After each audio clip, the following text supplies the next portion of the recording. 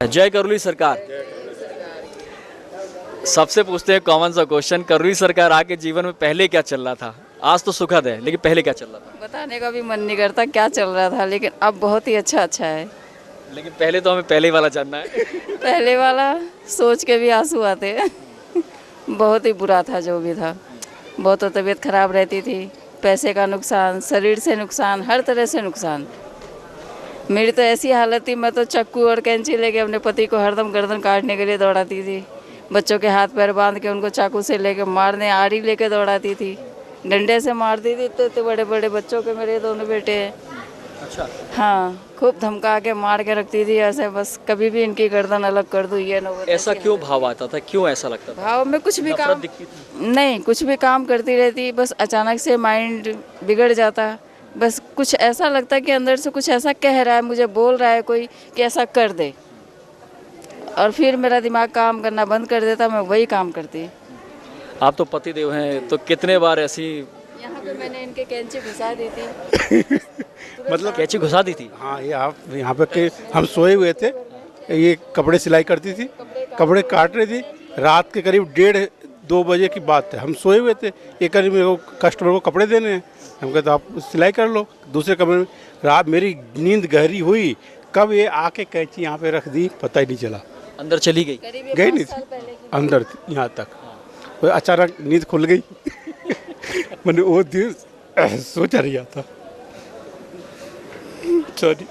कुछ नहीं, ठीक है, कोई नहीं। वो दिन नहीं जीवन में होता तो ये दिन भी नहीं आता, क्योंकि वो दिन था इसीलिए ये दिन आया, और आज उन कष्टों से हम मुक्ति पा रहे हैं, क्योंकि वो यादें और वो स्मृतियाँ भी आज ख़त्म कर लेनी है हमें।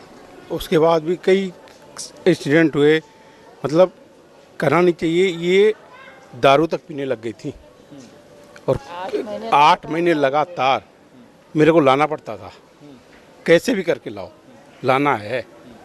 उसके बाद मिला मेरे को यहाँ का दरबार का। कुछ नहीं, आराम से। कुछ नहीं, बस बढ़िया है, कोई नहीं। ये तो अब तो हम लोग देखो सुखद में है। सब ठीक है। सबसे अच्छी बात है कि देखो क्या क्या चीज़ निकाली गई है दरबार से, क्या क्या निकला हमारे जीवन में, हमें यही नहीं पता चल रहा होता है कि हो क्यों रहा है, हम कष्टों में चल रहे हैं। एक्सीडेंट भी कई बार हुए, मोटर स्कूटी पे जाते और एक्सीडेंट हो जाता, मर के बचे। पलट के पड़ी और ऐसे गर्दन के बगल से ही मतलब ट्रॉली चली गई। ऐसा लगा किसी ने पकड़ के उठा लिया, अगर नहीं उठाता तो वही खत्म हो जाती। मतलब मर के बचे। क्या चल रहा था मम्मी पापा की जिंदगी में जब ये चल रहा था, कैसा लग रहा था? तो समझ में नहीं आ रहा था कि अचानक से क्या हो रहा है। तब क्या एक्सीडेंट जब इनका हुआ था, तब हम दरबार से पहली बार वीडियो देख के जुड़े थे, तो हमें समझ में नहीं आ रहा है ऐसा क्या हो रहा है। ये गए थे कि डॉक्टर के जा रहे हैं, हमने बोला कि उस तरफ कोई डॉक्टर का क्लिनिक नहीं है। ये गई फिर भी जिद करके, अब पता नहीं ऐसा क्या हुआ उधर कि किसी बाइक वाले ने इनको ठोकर दे दी और ये दोनों ही गिर गए। और पीछे से एक ट्रॉली आ रही थी पत्थरों से भरी हुई, तो क्या हुआ कि अचानक से इनका गर्दन पे टायर चढ़ जाता, पर पता नहीं इन दोनों को किसने खींचा, खड़ा कर दिया और ट्रॉली निकल गई, कुछ नहीं हुआ। उसके बाद हमें होश आया कि मैं रोड पे एक्सीडेंट हुआ और मैं पड़ी हूँ। हस्बैंड के साथ में? हाँ। मतलब ये था कि मेरे को घर से निकले, बोले डॉक्टर के जाना है। हम कहे ठीक है, डॉक्टर इधर है कि नहीं, इधर डॉक्टर है एक, वहाँ चलना है। जिद करके गाड़ी ज़बरदस्ती घुमानी पड़ी मेरे को। फिर गए वहाँ पे, वही एक्सीडेंट होना था, होके आए, फिर वापस घर आ गए। फिर को कहाँ डॉक्टर जाना है, क्या करना है, कुछ नहीं। वहाँ एक्सीडेंट हुआ, उसका सीधे घर आ गए। फिर हम ड्यूटी गए, उसके बाद ड्यूटी गए, फिर उसके बाद रात को आए, पूछे क्या काम, बस कुछ नहीं। रात को ऐसे बात बताए तो ऐसा इन्होंने फिर बताया कि पता नहीं ऐसा क्या हुआ उस टाइम पर कि हम मरते मरते बचे थे, वरना आज तुम गए तो कभी मिलते ही नहीं दोबारा। और हमें भी डर लग रहा था कि कुछ गड़बड़ हो रही है, तो मना कर रहे हैं फिर भी नहीं मान रही हैं, तो हम बोले अब जिद कर रही हैं तो क्या कर सकते हैं। पर जब ये घर आई, उदास सा चेहरा, मतलब गुमसुम, पूरा दिन गुमसुम थी, किसी से कोई बात नहीं, कुछ पता नहीं। रात को जब बात हुई तो हम भी सुन के एकदम चौंक गए कि ऐसा क्या हुआ एकदम से। और पत्थर भी ऐसे भारी भारी पहाड़ वाले पत्थर टुकड़े थे कि गलती से अगर वो एक पत्थर भी गिर जाता तो फ्रैक्चर आ सकता था सर में। क्या बात है, बाबा ने जीवन भी दिया है, और वो कैंची का घाव तो नहीं दिख रहा है, लेकिन यकीन मान के चलिए कि बहुत सुखद है। अभी घर का माहौल कैसा है? बहुत अच्छा, ऐसा लगता है घर में भी एक दरबार है। गुरुदेव जो एक बात कहते हैं कि घर को भी दरबार बना दिया जाए। आपस में कभी भी मिलजुल के बात नहीं करते, हमेशा छोटी छोटी बात पे चारों फैमिली में लड़ाई हो जाती है हमारे, हमेशा तकरार रहती। और अब तक होता था कि हम लोग मतलब ये हम घर आते थे ना, तो ये नहीं चाहते थे कि हम घर आएँ, और घर और सुबह ऑफिस का टाइम हुआ तो कब घर से निकल जाओ यहाँ तक। चले जाते तो मैं पछताती भी थी, मैं ऐसा क्यों बोला। वो रहते तो अच्छा रहता, और जब मेरी आंखों के सामने रहते तो मैं इनको बिल्कुल देखना पसंद नहीं करती। अब तो समझ गए होंगे ये प्रक्रिया क्यों होती है, कौन होता है जो। उस टाइम भी समझती थी, लेकिन मैं क्यों बोल जाती, क्यों सोचती हूँ, इस चीज़ का मेरे को दुख रहता था। अच्छा, जो पहले जीवन चल रहा था, क्योंकि हम लोग जब गुरुजी ने हम लोग को ज्ञान दे दिया, क्योंकि उनको मालूम है कि जीवन में हम खुद ऑपरेट नहीं होते, कोई ना कोई हमें कर रहा है, ये शरीर भी हमारा और हमारे जीवन को भी। अब कैसा लगता है जब ये लगता है कि पीछे कैसा चलता है, कौन कर रहा है, कोई भी कुछ भी करा सकता है। अब जब उस नॉलेज आपको मिल गया तो क्या लगता है, जब ये आम जनता को देखते हैं तो कैसा लगता है? हमें यही लगता है कोई कुछ नहीं करा सकता, हम तो अब बाबा के चरण में हैं, कोई कुछ भी नहीं कर सकता, बिगाड़ ही नहीं सकता। मेरा तो सिर्फ एक इतना ही कहना है कि अगर स्वर्ग का आनंद लेना तो करौली सरकार आइए, स्वर्ग का आनंद मिलेगा आप।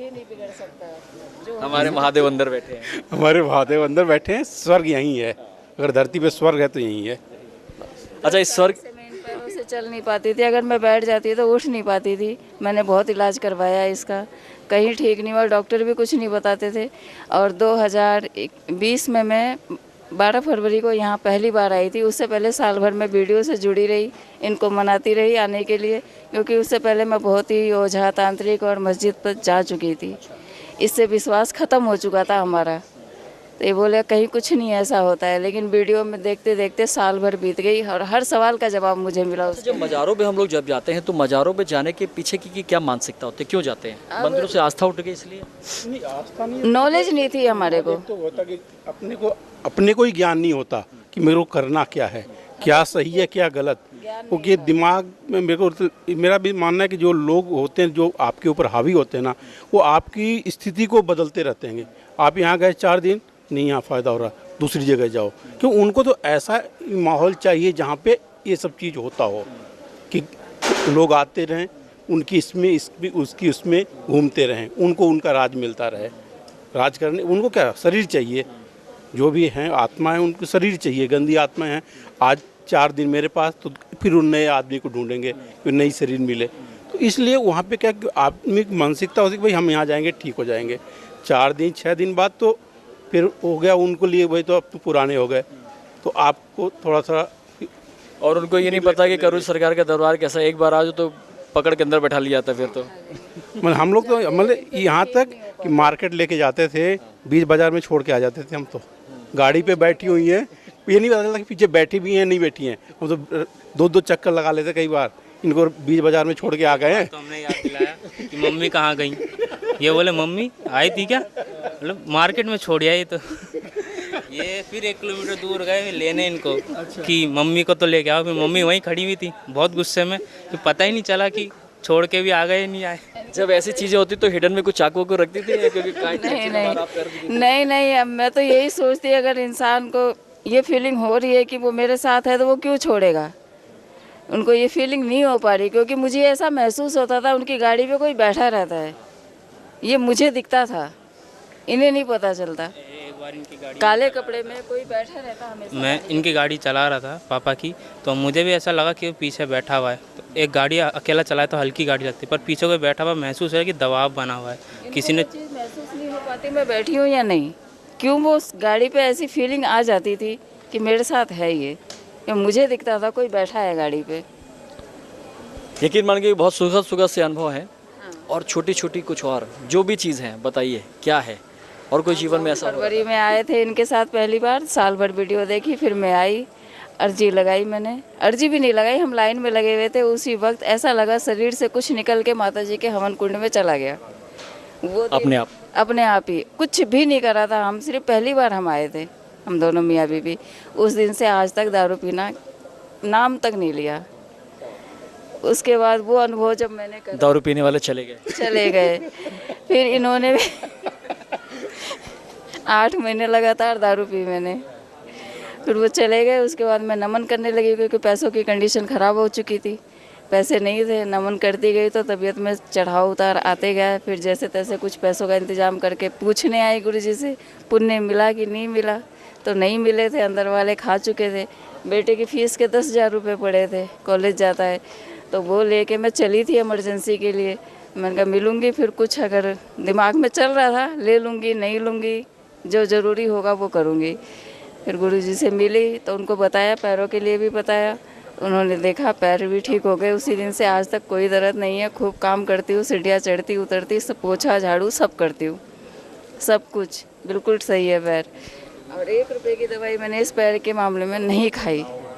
और उसी वक्त फिर क्यों मन पलटा, बाबा जी से मिलने के बाद तुरंत 2 हवन लिए मैंने। उसी 10,000 के बेटे की फ़ीस नहीं भरी, हवन लेके घर गई, 2 हवन करे, उसके बाद रास्ते खुले।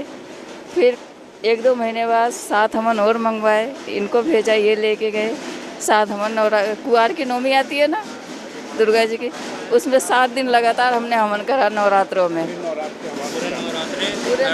हर दिन शाम को हवन करते, पूरे नवरात्रे 7 नवरात्रे हवन किए थे हम लोगों ने। उसका तो घर तो ऐसे लगने लग गया जैसे कि हर चीज़ की समस्या खुलती गई, अपने आप रास्ता खुलता गया। मतलब हर परेशानी, ये मेरे को ये चिंता नहीं होती है कि ये काम होगा कैसे। अब बच्चों के फीस भरने हैं, अपनी लाइफ है, दवाई है, पढ़ाई लिखाई जो भी है, सब दिमाग से एक बोझ सा वो मैंने पैसे लिए थे रख के कि 2.5 लाख मेरे को टेंशन ही नहीं होती कि ये काम करना तो होगा कैसे, हम कहे अपने आप समय होगा। आज भी हम आए हैं ना, तो मेरे को पास पैसे नहीं थे, सच बताएं। 4 दिन पहले कुछ काम ऐसा आया, काम किए, उसका पैसा और हम यहाँ आ गए। बाबा जी से अर्जी लगाई थी, हमें जाना है, हमारे भावनात्मक परिवार है, हर समय बोलता है तो अंदर से अंदर से। और हर काम पूरा हुआ। बैंक में हमारे जेवर रखे थे, मेरे कुछ मम्मी के भी जेवर रखे हुए थे, जिसमें हमने पैसा उठाया था, हमने मकान लिया था। तो ऐसे फंसे हमारे पैसे कि हम छुड़ा ही नहीं पा रहे थे। 2.5 लाख रुपए थे, लेकिन उस 2.5 लाख के लिए हमने कम से कम 1 से 1.5 लाख का ब्याज भर दिया होगा, लेकिन हमारे जेवर नहीं छूटे। वो पता नहीं क्या हो चुका था। हमन करने के बाद अचानक से हमें लोन भी पास हुआ, लोन वाला खुद इनके पास आया, लोन पास करवाया, लोन पास हुआ, हमारे जेवर छूट के आए। अब मैं पहनती भी हूँ अपने जेवर, फिलहाल अभी उतार के आई हूँ पहनती भी हूँ, छूट भी गया, और भी बहुत सारी पैसों की समस्या हल हुई। मतलब कोई भी काम रुकता नहीं है। अब जब इतने सुखद अनुभव हो गया कि इंटरव्यू बड़ा हो जाएगा, इतने सुखद, क्योंकि 1 रुपये का काम हो चाहे 10,000 का काम हो जाता है, पता नहीं चलता है। मैं घर बैठे, मेरे को कोई सिलाई का काम नहीं आ रहा था, पहले मैं बहुत करती थी, और अब इतना काम आता है कि मैं अकेले संभाल नहीं पाती हूँ। अब क्या रह गया जो अभी इतने दिन होने के बाद, गुरु दीक्षा लेने के बाद, गुरु जी और बाबा के सामने जाने के बाद, माँ के पास जाने के बाद, जो भी रह गया जो गुरु जी को नहीं बोल पाए? कुछ नहीं रह गया, बस यही चाहते हैं, बस हमेशा उनका आशीर्वाद बना रहे बस। और जो छोटी मोटी बातें हैं वो अपने आप गायब हो जाएंगी। इतना विश्वास है कि अब कुछ बोलने की जरूरत नहीं है और न मांगने की जरूरत है। बस वो अपने चरणों वो में तो अपना बस उनके चरणों में स्थान मिल गया, वही बहुत है। और 2 बेटे हैं, हमें किसी लायक तो बन उनको जाए। थैंक यू कहना है कि इस लाइफ के लिए जो उन्होंने अब दी है वो बहुत ही अच्छी है। हमने सोचा भी नहीं था कि ऐसा भी हो सकता है, हम जी सकते क्योंकि हमने जो देखा है, जो महसूस किया है, वो बताने लायक है नहीं। और जब ऐसा है कि वो बताते बताते ख़त्म भी नहीं होती बातें। बस यही कॉपी पेस्ट कॉपी पेस्ट, जीवन में कॉपी पेस्ट चल रहा है। यकीन मान लीजिए एक सुखद परिवार था और बहुत भावनात्मक था। हर बात जब बोल रहे हैं तो आंखों से आंसू आ रहे हैं इनके। यकीन मान लीजिए कई बार हम लोगों ने टॉपिक चेंज कर दिया, नहीं तो यहीं पे अश्रुधारा बह जाती और इंटरव्यू किसी और दौर में चला जाता। यकीन मान के चलिए कि यहाँ पे इतने सुखद अनुभव हैं क्योंकि भक्त नहीं, ये दरबार के बच्चे हैं, और यकीन मान के जीवन में इतने चमत्कार हो रहे हैं और इन चमत्कारों को अनुभव करना है। 14 साल से थायराइड की बीमारी थी, 14 साल कंटिन्यू मैंने दवाई खाई है। 4 महीने हो गए मैंने दवाई नहीं खाई, मेरा 0 आ गया टेस्ट। बीमारी थी जिसके लिए डॉक्टर ने ऑपरेशन के लिए बोला, मेरी वो भी ठीक हो गई। जय करुणी सरकार। ये चमत्कारी दरबार है, आगे भी चर्चा करेंगे। जय बाबा की।